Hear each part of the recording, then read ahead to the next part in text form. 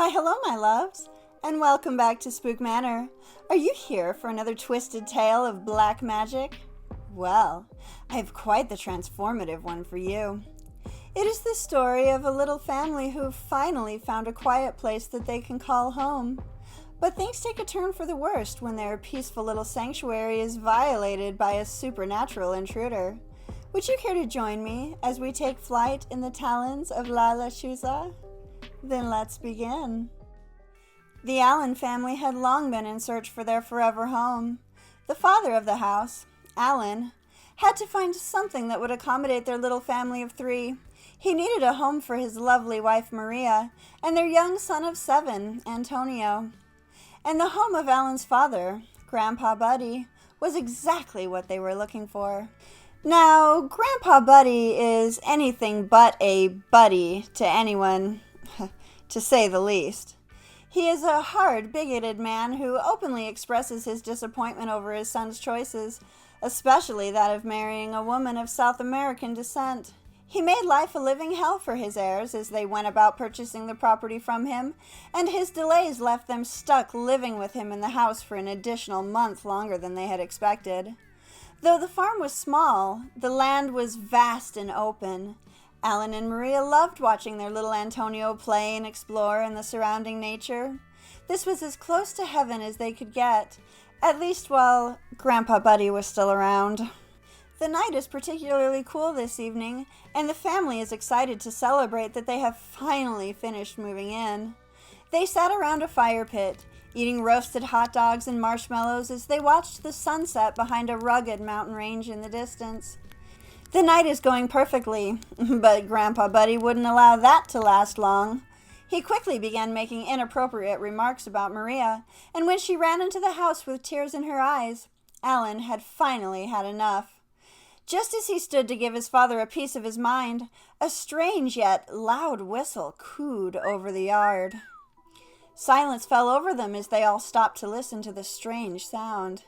They didn't have to wait long for the whistle to return, and this time the sound seemed to be coming from behind the house. Believing it was nothing more than an owl, Allen casually told little Antonio to go into the house with his mother, his intent being to set his father straight, out of earshot of the young one. As Allen began to reprimand his father, they suddenly heard the sound of a child crying.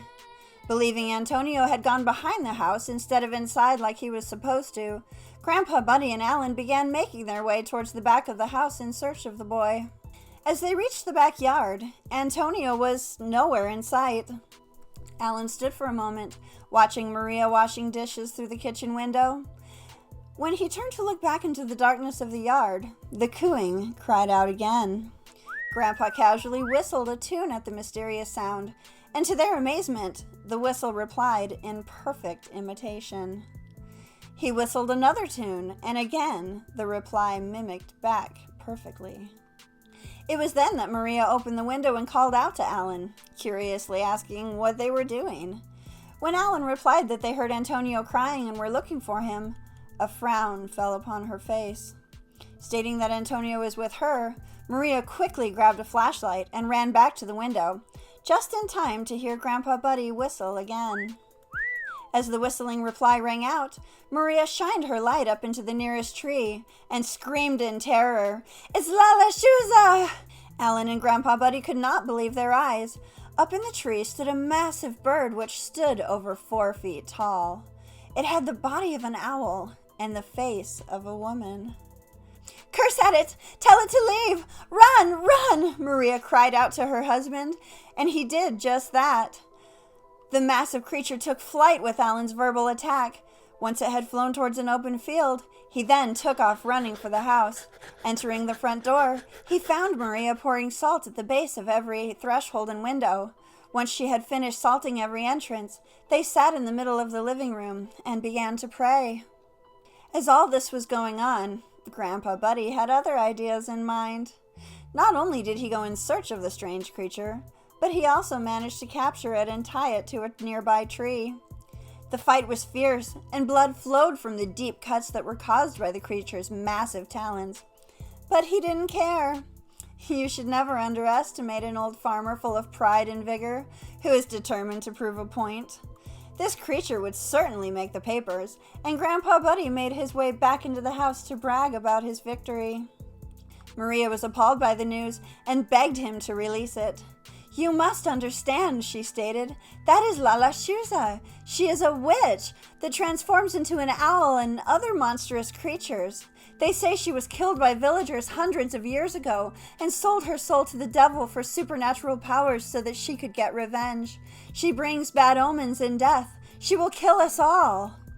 Grandpa Buddy scoffed at Maria's pleas and disgustingly ridiculed her culturally inherited beliefs. Grabbing his shotgun, he made his way back outside to kill the creature before it could escape. Maria and her family continued to hold each other close and again began to pray. When Grandpa arrived back at the tree, the monster was gone, and in its place sat a beautiful young woman with long black hair, and she cried out to him weakly for help. Shocked, Buddy could not believe his eyes. How could this have happened?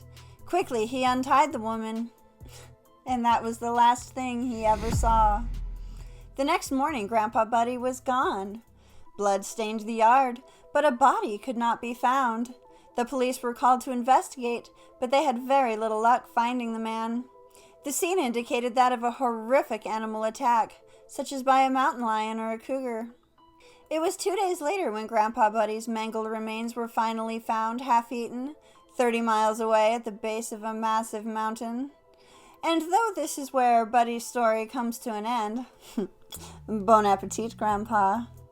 The legend of Lechuza will continue to live on in the hearts and minds of anyone wise enough to heed her warning cries. So tell me, my loves, have you seen Lechuza?